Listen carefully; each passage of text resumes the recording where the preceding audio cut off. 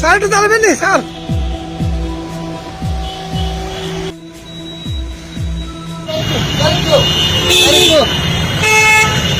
Sir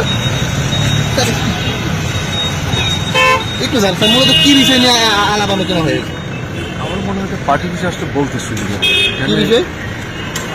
party বিষয়ে আসলে আমি পার্টি বিষয়ে যাচ্ছি, প্লিজ কাম দেয়ার। একটু রাস্তায় দাঁড়িয়ে আমি অন্তত এভাবে বলতে অভ্যস্ত। Please come over there.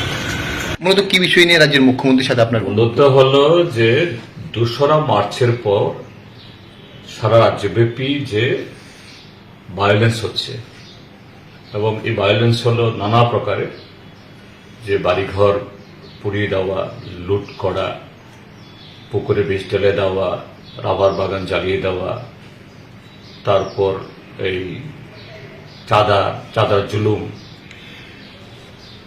Physical attack, অর্থাৎ এই মারধর তো আছেই বহু, এর সাথে হলো এই গাড়ি অটো এগুলি বন্ধ করে দিচ্ছে, এখনো 1 মাস হয়ে গেল রাস্তা নামতে পারছে না।